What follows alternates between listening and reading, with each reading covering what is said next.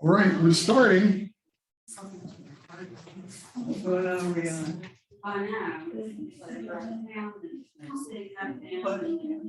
The dignity of man, I think. All right, so we have a study guide now, which is nice to have, and something's been messing around with the room and changed. No, there it is. They took the TV out, which I wish we'd done that months ago. But anyway, things from Genesis, and we're going to deal with today with the dignity of man. And this week, this week was the national conference for Ligonier. Had some fantastic messages, really good speakers, obviously, and some really good question and answers. I really like the question and answer things that they do. And if you go online to ligonier.org, you can go in and watch the conference. And I think it's also available on their YouTube channel. So if you can get onto YouTube, you can find their stuff there too. So anyway, let's try to move forward. And I need to start this with this.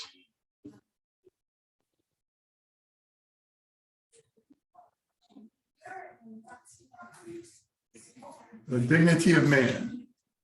When I look at the heavens, the work of your fingers, the moon and the stars, which you have set in place, what is man that you are mindful of him, and the Son of Man that you care for him? Yet you have made him a little lower than the heavenly beings and crowned him with glory and honor. My goodness, is he young?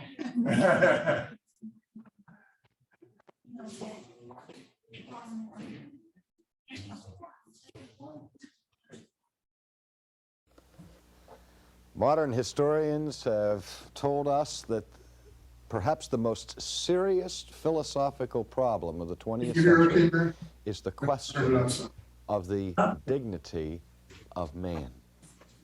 And that question is linked very closely to things that we've already examined in terms of where man's place is to be found in the cosmos. It's also a question of origins. Whenever I meet someone for the first time, usually the first thing I ask them is, what is your name?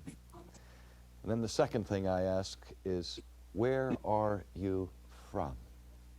That question, the from whence you come, is very important to man's self-understanding. It's a question of origin, because we understand somehow that who we are and where we are going is all bound up with from whence we have come. Our destiny is linked to our origin. That's the impression that we all seem to feel intuitively, and the philosophers, of course, speak of consistently. We remember a few years ago a phenomenon that took place in this country, in the television industry, with an experiment, the results of which completely baffled, much to their delight, television programmers and producers. I'm thinking, of course, of the television classic Roots. No one expected the overwhelming response to that program that emerged. And social analysts have scratched their heads and say, what was it about Roots that provoked such a positive response of the American public? Was it simply our preoccupation with the race question? Hardly. But rather, Alex Haley was doing something that we're all concerned about. He was going back into his own family, into his own genealogical background, back beyond his immediate background, where dignity was lost in slavery, and he went back to his forefathers and ancestors in Africa, where he found princes and heroic characters about whom he could be proud, and he could say, here are my roots, I am somebody. The only disappointment I had with Haley's excursion into the past was that he didn't go far enough. But if man is to discover who he is, he must trace his roots back to his ultimate origins. Now the question, what is man? Who am I? Though it is a pressing question in our day, is really not a new question. Sometimes we think that it's because we've become so sophisticated in our understanding of the expanse of the universe that man seems to be appearing more and more and more minuscule, and therefore more and more and more insignificant. But we're not the first generation to be overwhelmed by the immensity of the universe. David, for example, in the Old Testament, when he wrote the Psalms, I think of Psalm 8, and where he begins with the praise of God by saying, "O Lord, our Lord, how excellent is thy name in all the earth."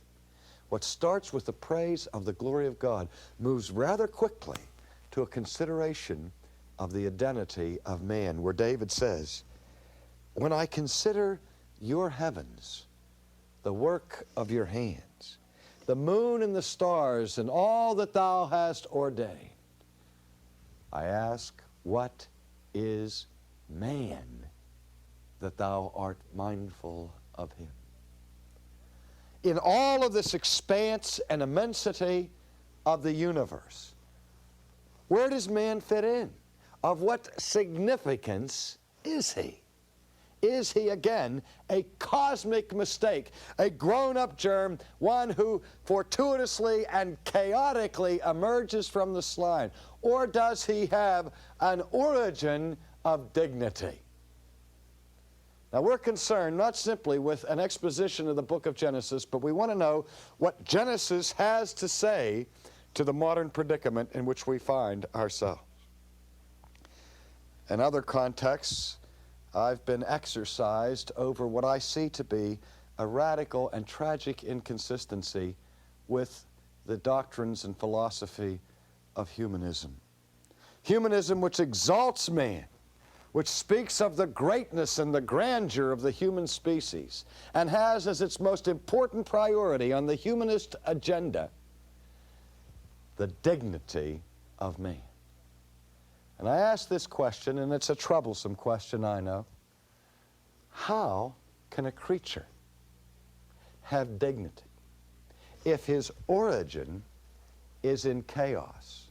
If he comes originally from insignificance and he moves inexorably to more insignificance, how can he possibly have dignity in between? And yet that's precisely what humanism offers us. They tell us that man is this exalted creature of dignity who has emerged from nothing and who is destined for nothing, and yet in between, some magical, mysterious way, he is the supreme creature of dignity. Dear friends, I honestly believe that that kind of philosophy of man is based on preference, on emotion. We like to believe that we have significance and dignity because we're human beings. But sooner or later, we have to face these considerations, as existentialist philosophers did, and they made fun of the naivete of humanism, who wanted to have its cake and eat it too. But the Christian responds to humanism from a historic base, going back to creation, very much concerned, intimately concerned with man's origins. Let's look at it as we find it in Genesis chapter 1, beginning on the accounts of the sixth day, as we pick it up in verse 26 of the book of Genesis. Then God said, "Let us make man in our image, according to our likeness, and let them rule over the fish of the sea, and over the birds of the sky, and over the cattle, and over all the earth, and every creeping thing that creeps on the earth." And God created man in his own image. In the image of God he created him. Male and female he created him. Now there's some very troublesome dimensions to this text. In the first place, we find that God speaks about the creation of man by referring to himself in the plural. the text reads, let us make man in our image. And the word for God there is the plural form of the God that's found in the ancient Hebrew. And some commentators have looked at the text and they say, well, here is an expression obviously of primitive and naive polytheism, where the early writers of Scripture were caught up in a primitive understanding of religion whereby they believed in many gods. And so the idea here is of the gods, plural, creating man. But that runs into the teeth of the rest of the chapter and the rest of the entire New Testament, which is thoroughly monotheistic in its approach. And so most scholars have rejected the idea that the plural form of creation refers to many gods or polytheism. Some have said it's simply an editorial device, the editorial we or the imperial we, but that's straining the problem too, as those are very uncommon in Hebrew literature. Some, particularly conservatives, have jumped to the conclusion that what we have here is a veiled hint at the Trinity, whereby the triune God says within the persons of the Godhead, let us make man in our own image. Perhaps that's why it's there. It would be very strange this early in the unfolding of God's divine revelation. There's another possibility, and the ones that I happen to prefer but certainly wouldn't push dogmatically, is that what we have here perhaps is an example of the Hebrew literary form that is called the plural of intensity, that calls attention to the fact that God, though God is one, he is not a one-dimensional being, but he has a fullness of character and a fullness of personality by which it's perfectly appropriate to use this plural of intensity to describe him. But whatever the case is, God says, I'm going to make man, or let us make man, in our own image and likeness. Two words, image and likeness. Again, some interpreters have tried to find two separate and distinctive qualities about man that correspond to the nature of God, that man is both in the image and in the likeness of God. I prefer to follow what I would consider the consensus virtually here of Old Testament interpretation, that these two words are used as synonyms, linked together by a literary form called a hendiades, which means simply you take two words to refer to one aspect. So that really what we're saying is that image and likeness refer to substantially the same thing, that there is some way in which man is made special, that he has a peculiar and unusual and extraordinary link to his Creator, and that the uniqueness of man, indeed the basis ultimately for the dignity of man, is found in that he is the image bearer of God. Theologically, we call this the concept of the Imago Dei, that man is made in the image of God. And this sets him apart from every other creature. Well, what does it mean to be created in the image of God? Again, as soon as we ask that question, we open up the door to a very, very complicated history of controversy within theology. Some have taken a very crass view of it, that have indicated that God must be physical. Since man is physical and man looks like God, then we must just bear a physical or corporal resemblance to the deity. But of course that concept has been basically repugnant to classical Christianity, and we have sought to locate the point of likeness or similarity between man and God in some other spiritual dimension. And so it was fashionable in the Middle Ages to locate the image of God in the sense that man is a rational animal, that just as God has the capacity for thinking, so does man have the capacity for thought. And just as God has the capacity for making moral judgments and behaving in a moral way, so man is given a will so that he also can be a moral creature, and so on. Well, I think that the classical thinkers at this point were very close to the mark in understanding that it is more the internal, the willing, the believing, the thinking dimensions of man that, that make up the image. But I think we would be remiss if we tried to imagine that only part of human nature was created in the image of God, the non-physical part. That separation of man's body from his spirit would be foreign to the Scriptures themselves. And I think if we're going to take the Bible seriously, we must include the mind and the will and the heart and so on in our understanding of what it means to be in the image of God. But if we're faithful to the text, I think we're going to have to see that not only the spiritual side of man, but his physical life is also in the image of God. Well, what does that mean? I mean, again, we don't want to fall into the crass or crude idea that therefore God has a body. No, God doesn't have a body. God is a spirit. We have bodies, but the image of God is stamped on our bodies as well as our soul. That is, the whole of man is the image bearer of God. Again, what does it mean to be created in His image and in His likeness? One thing it means is that man has a unique capacity to mirror and to reflect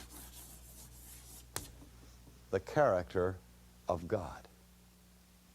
That I am set in this world by God, and I am giving a human nature by which I have an ability and a responsibility to live in such a way that my life resembles the character of God. We see this not only buried in the opening chapters of Genesis, but we see it running through the Old Testament, the command that God gives to man early and then to the nation Israel later, where God says, "You shall be holy, for I am holy." He calls man to be a light to the whole world, not just to people, but to the animal kingdom, to reflect and to mirror the character of God. So, in a word, I am created as a human being with a capacity and a duty, in a certain sense, to resemble God, to show the animal world what God is like.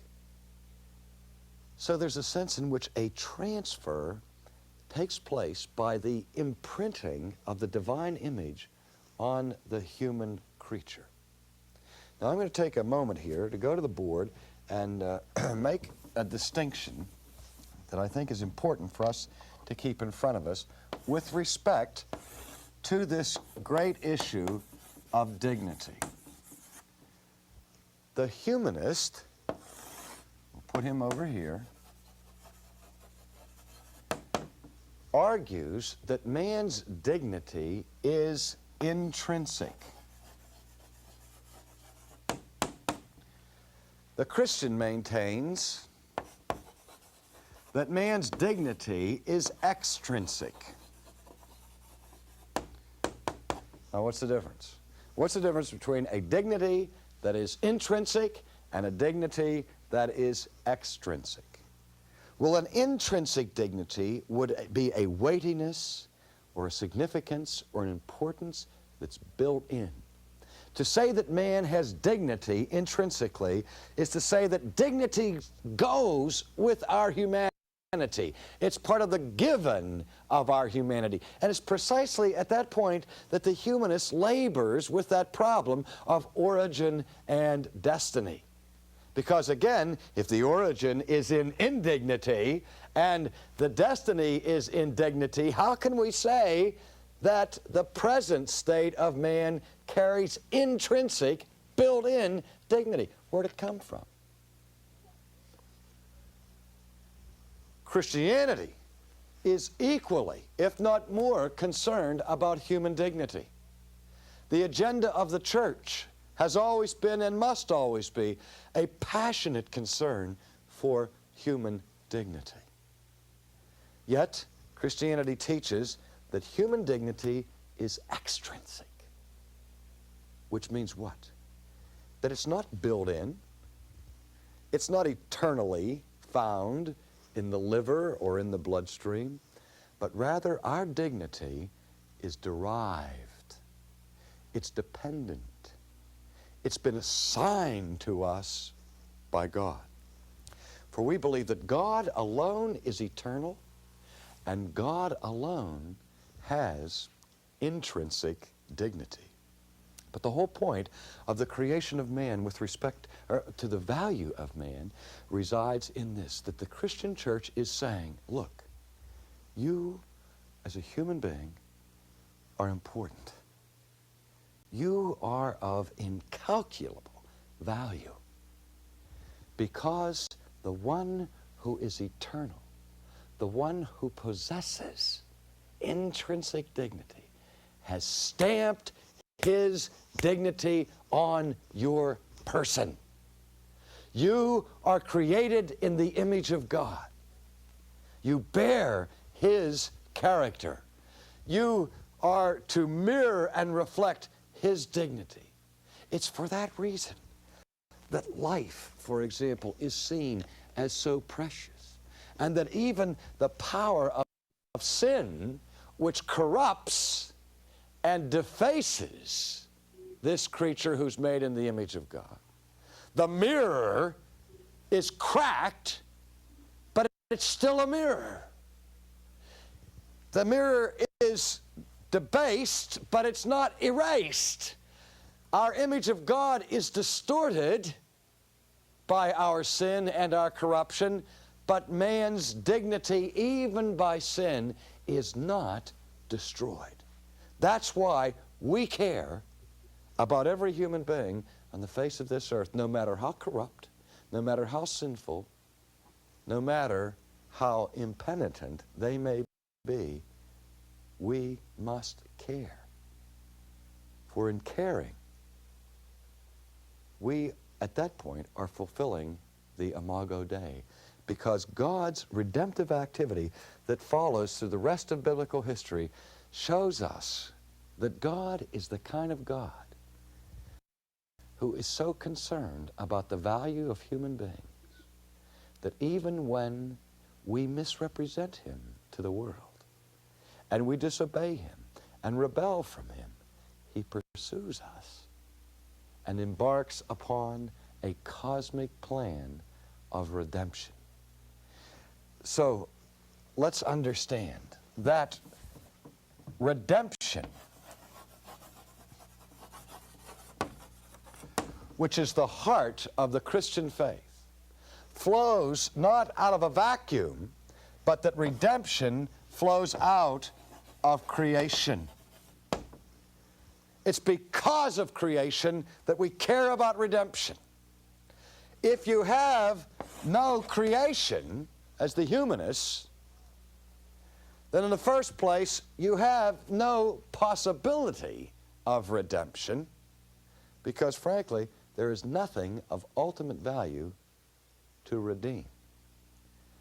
And you certainly have no hope of redemption, no power for redemption, and really no reason apart from sentiment or emotion to even be concerned about redemption. But I have been made by God. That means I am somebody. My roots go back not simply to someone like Kunta Kinte. My roots go all the way back to Eden. My roots go back to that moment when God scooped up the dust and he tenderly condescended to lean over that dust and to breathe into that dirt the breath of life, so that man became a living soul. The inanimate earth was animated.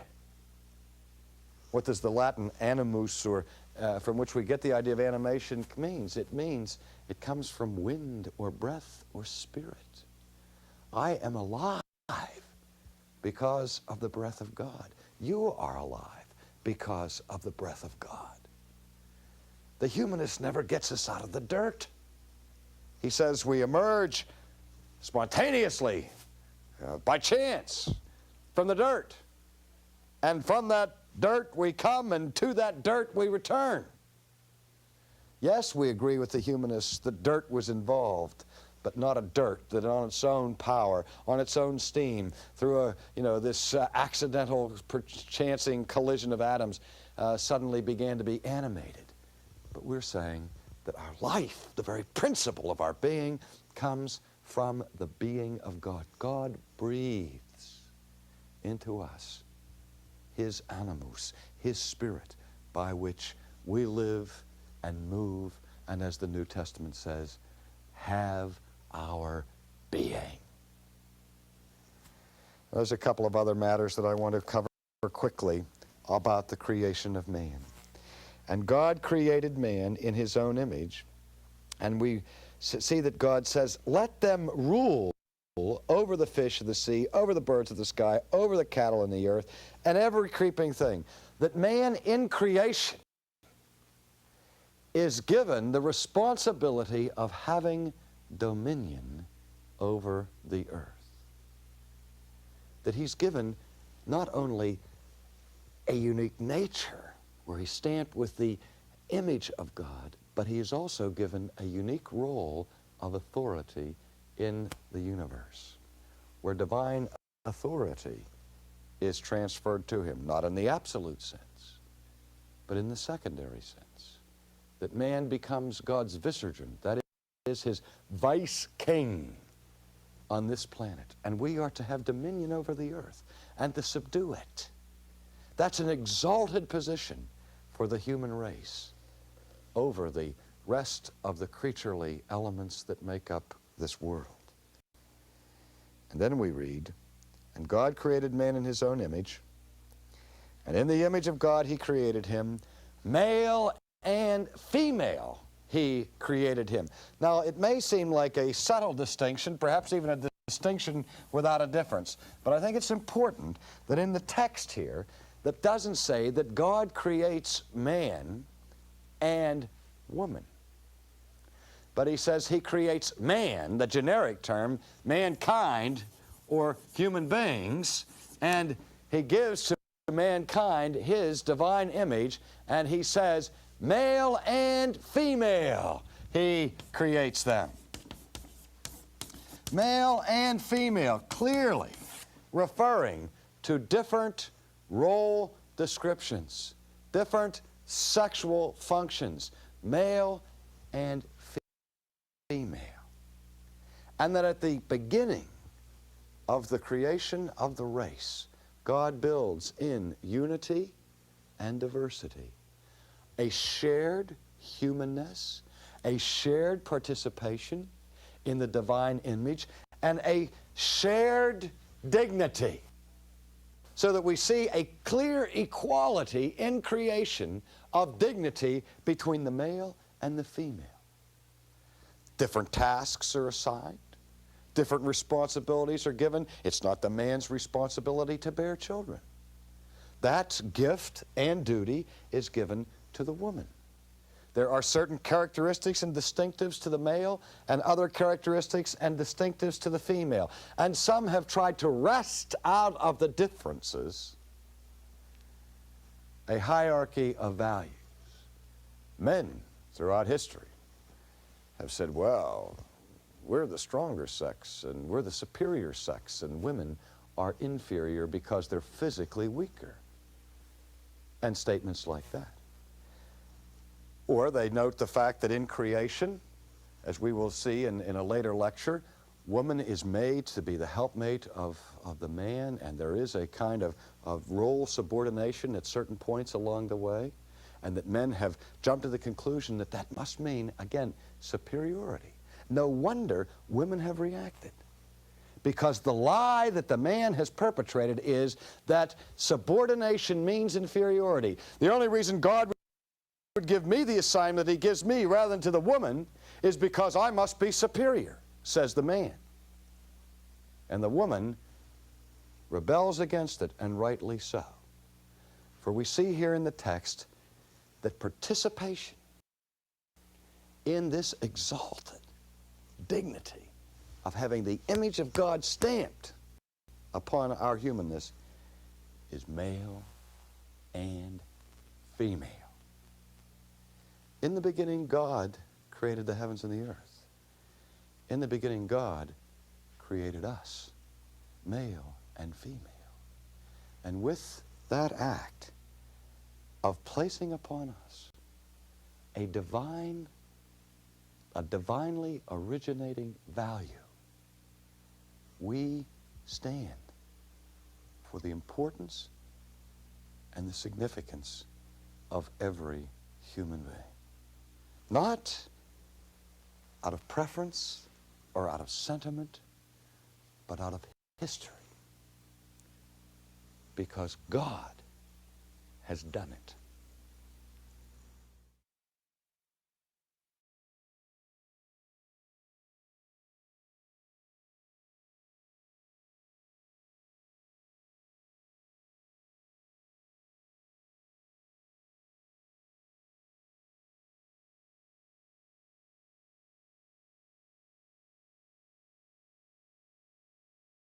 Any comments of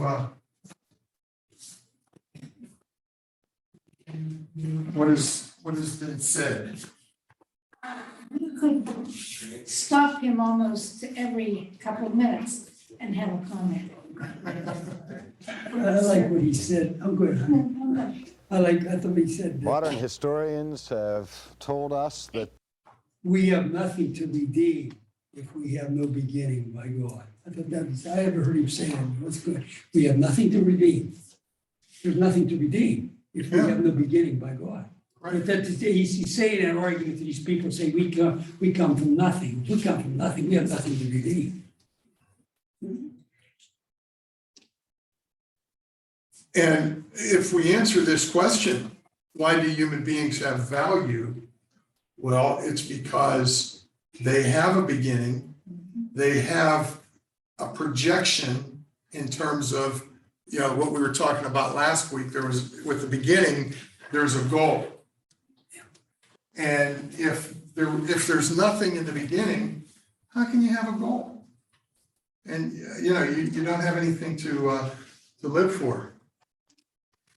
And of course, how does that value? Do we possess it of ourselves, or is it something that is given to us? It's extremely. It's extrinsic, yes. It comes from outside. It comes from outside. If we even reasonably conducted our affairs like that, things would be much more peaceful. Oh, yes, yes, yes. And see, that's part of the problem that has happened over the years. And that's where a biblical world and life view used to be something that people had. You know, they were trying to live their lives in a way that that at least reflected things like the Ten Commandments, things like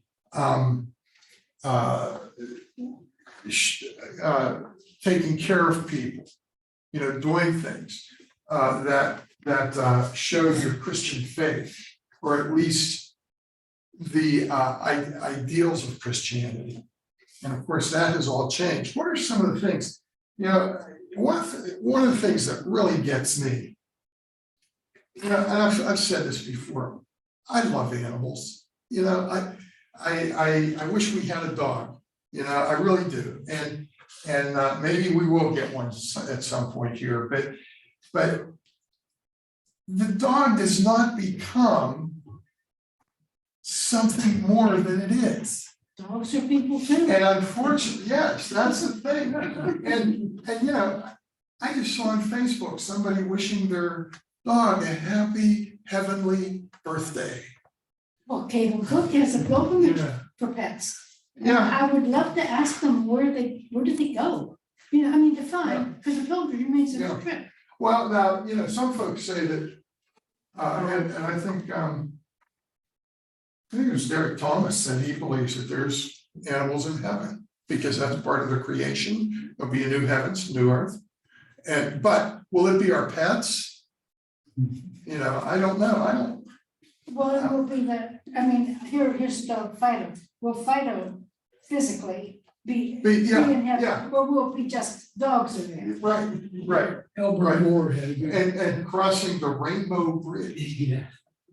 Oh, the Rainbow Bridge. That's what people say when their pets die. Oh, they crossed the Rainbow Bridge. And Everything is emotional. and even now, in terms of adopting pets, it's like they're getting their forever home. It's like, and so we've exalted that which we're supposed to have what? Respectful. But what are we supposed to have in terms of creation as that God has given us the responsibility? We are supposed to have dominion over them.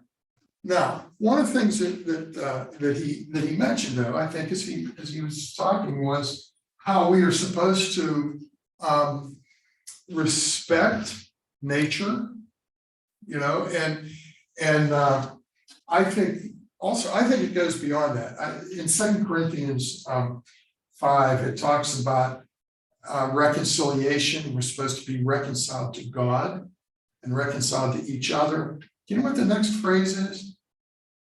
What the next phrase in that passage is? We're supposed to be reconciled in all things.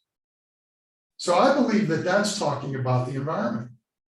I believe that's talking about the animals, that we are supposed to be reconciled in a relationship with them that is a good relationship. Okay, but it's not, they're not exalted. Yeah, they're not exalted, but we're reconciled to them. So when it comes to the environment, we don't do stupid things to the environment. Okay, and I think we've been guilty of that. We have been guilty of doing things to the environment. But in a lot of cases, there's a reconciliation.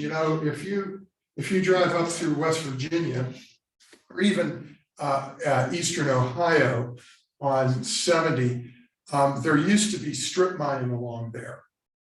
And one of the biggest earth movers that part of Ohio is called the Egyptian Valley. And they had an earth moving machine that was called the Queen of Egypt. And it was the biggest earth moving machine. It was huge. Do you remember seeing it? Since we went to school in Ohio, we would see it when we drove. And they literally had to they were moving it from one side of the highway to the other. They had to close it down. They had to build like a 30-foot cushion of dirt to move this thing across the highway. Now, the thing about it is, if you drive out there now, you don't see any indication of the strip mining that they were doing. They reconciled. Well, they reconciled. They did it. They reconciled it. They reclaimed it so that they planted trees and they did things and to it. So you don't see what they took out. You don't see the open pits and things. It looked awful. It really did. You can still go down to Gratstone, right behind our schoolhouse. It's about from this church to maybe out past where D'Angelo Chuck used to live. It's just open mine. It's never been filled in. And what we used to do when we were in Gratstone, all our garbage we dumped it in the York River, and then it went down to you guys. But then that's gone, and that was not right. Yeah, and those were things. But the thing about it is, that's what you did at the time. You didn't really know any better. But they reconciled that. So now they don't dump garbage. They treat water. They do things. So there is a reconciliation to the environment, and so I think it's got layers to it. Reconciliation, but first and foremost, we need to be reconciled to God, because if we're not reconciled to God, it doesn't matter how we're reconciled to each other. And it doesn't matter how we're reconciled to all things, And because we've got to be reconciled to God so we can bring him glory. Can a person be less valuable than another person? No. No. That for sure it's no. that's a hard one to answer. I'm not saying that the specific person has less value. But you have to be careful that you don't exalt that person above. Yeah, but you're missing out. Here's Adolf Hitler, one of the most things of evil there was, but, and here's you and I and everybody in here, but as a person, not what Adolf Hitler did, there's a value in that. He Yeah, created an image of God. I understand that, but there are people that pull from, they don't produce, and it's not because they can't.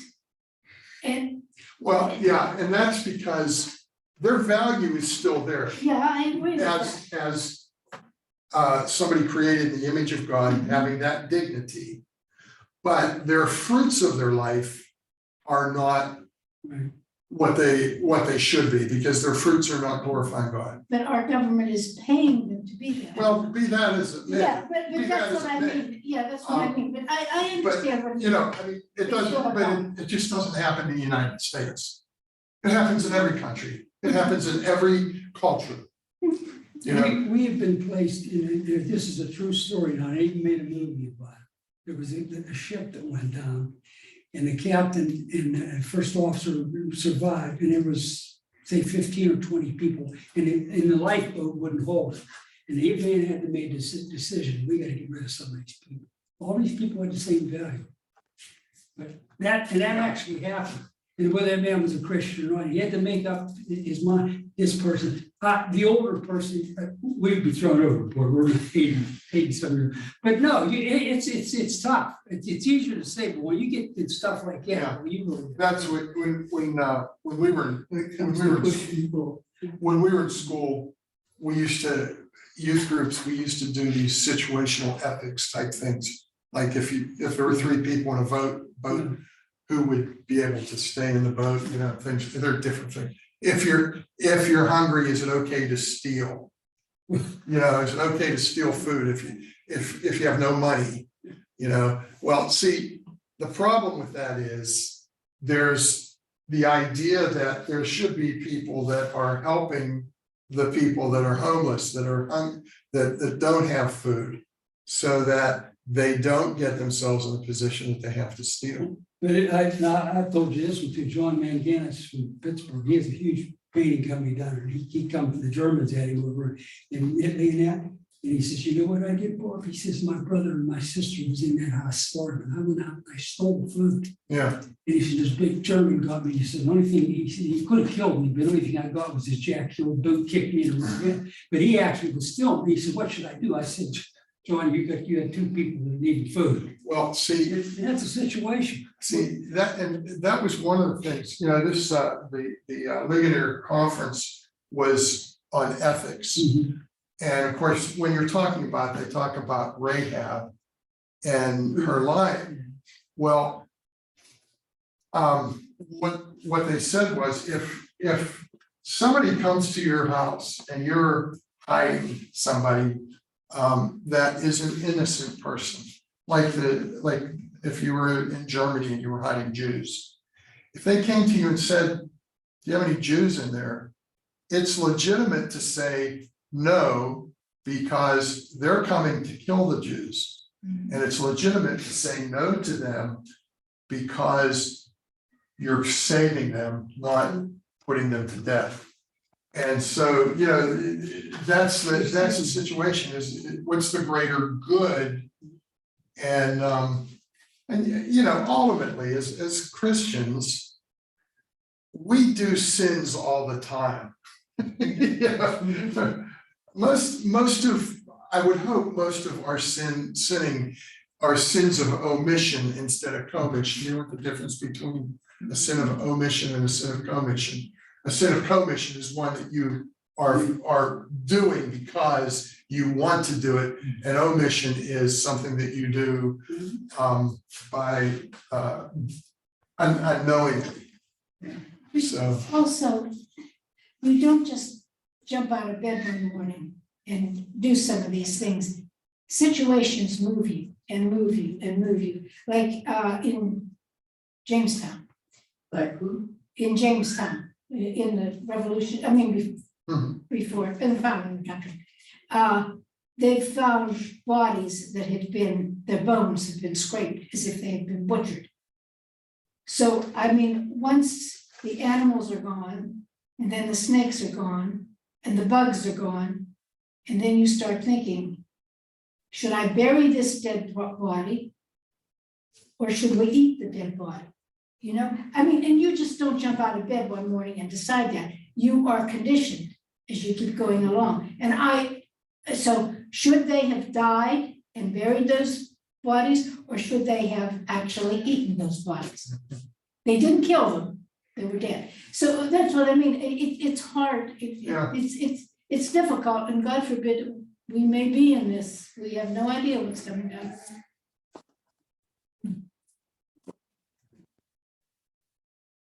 why is it necessary to understand who we are? So we know where we're going. Yeah, and so that we know that we have a beginning. We have a starting point in our lives, and because of that, God put dignity and made us in his image. So it is necessary to understand that. And we're not unique in and of ourselves in that capacity. No, there's the uniqueness that we have is like our personalities, and our physical looks. I look around and we all look different. as I look at you, we all look different. We have our stations in life too. Yeah. So, could human beings have dignity if we were not created by God? There's no. God is the one who gives us the dignity, isn't he? Yes. So we couldn't have dignity except that we were created by God. Well, you're just saying, if we weren't created by God, I know we were created, but we were created by something else. That something else is not perfect. It's not. It's not perfect. And if it's Yeah. got, and you'll create, I don't want to go that far, I'll be getting blasted here. If we were created by God. And does sin completely obliterate human dignity? No. No, it doesn't. It doesn't.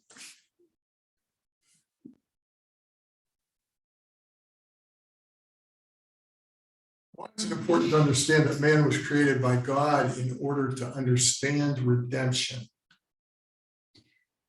There's nothing to redeem if God created redemption too in the garden. Yes, yeah. If there wasn't man, there'd be no reason to have redemption. And we've all been created with up here. He's given us a conscience. And if you had no conscience, you could go out and do anything. But every once in a while, you get it, and get that from God. You can't escape it. Without excuse, as Paul says in. Yeah, briefly, how are men and women created the same? Well, we ought to ask our Supreme Court nominee. She doesn't have to work at it there.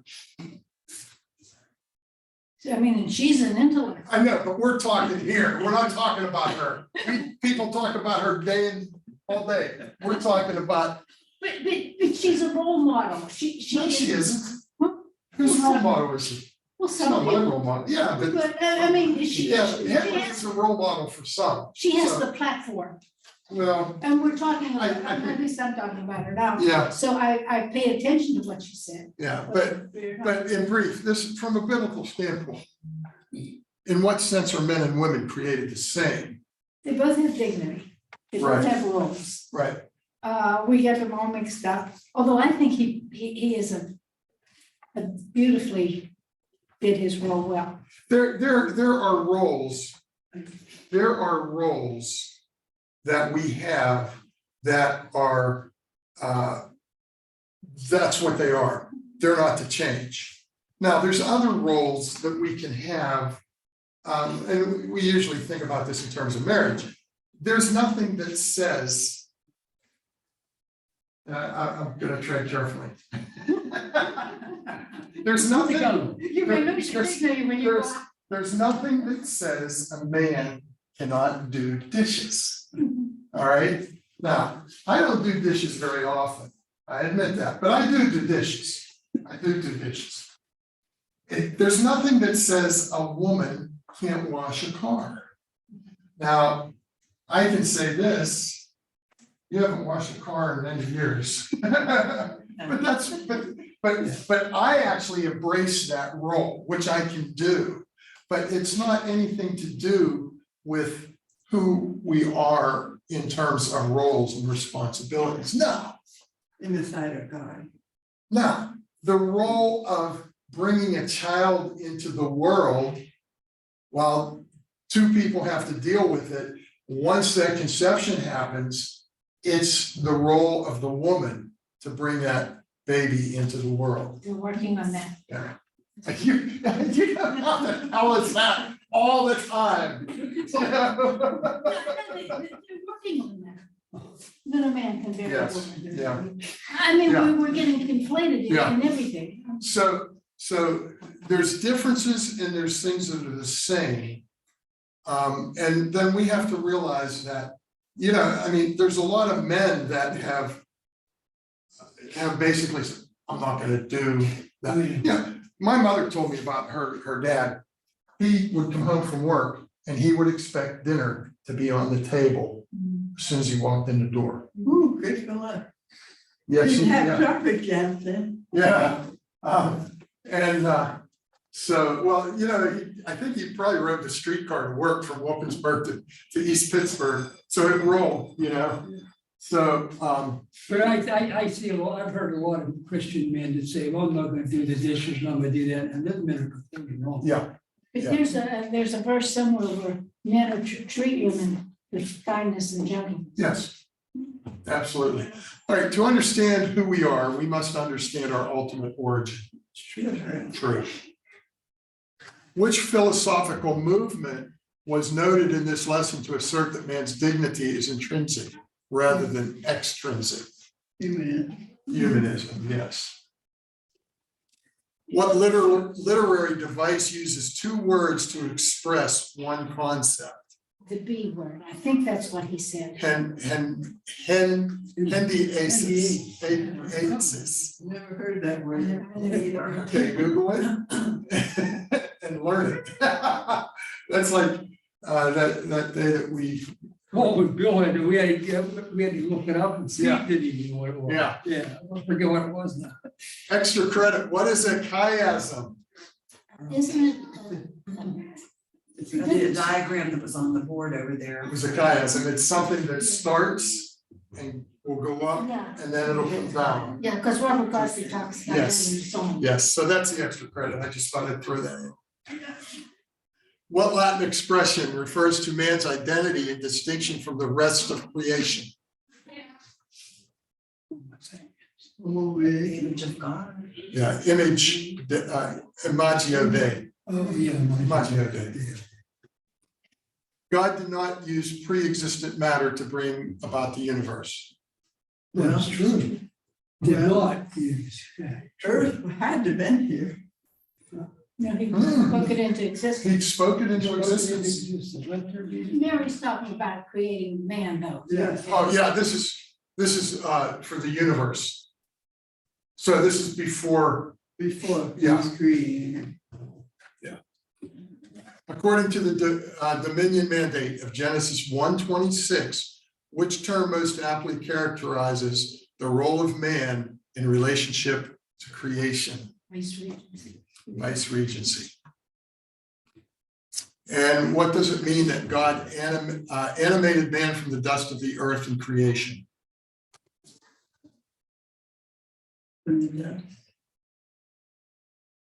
Man's value is equal to dust, I hope not. No, whoops, sorry. Man derives life from God. Oh, yeah. Yeah. And next week, we'll talk about the Sabbath rest. Well, that's the- Yeah. All right, well, let's pray. Our gracious Heavenly Father, we thank you that you've given us a beginning and you give us a goal to shoot for. And we only can have that goal because you put that within us and give us the ability to do that through Jesus. And we thank you for that. And Lord, we pray today, we pray for Joan and Bill as they're traveling, and we do pray for Joan as she deals with these various health issues that she's been dealing with. Pray for Steve and Marlene as they'll be heading back from Canada in the next day or so. And we pray that they've had a difficult time, but yet a good time with Marlene's family. Lord, we ask that as we go to worship you today, we would be able to worship you in spirit and in truth. Be with David as he is bringing the message, and be with Corey as he leads the worship. We thank you, Lord. We praise you, and we thank you that Mary's back, and we just pray that her wrist continues to heal, and that she'll have relief from the healing pain. And we ask it in Jesus' name. Amen. Amen. I'll tell you one rule though between them and I, it's been the last 4 or 5 months since she somehow schemed me into making a bid. I can't make a bid. And she's always reminded me that. I just don't have that, maybe it's not given.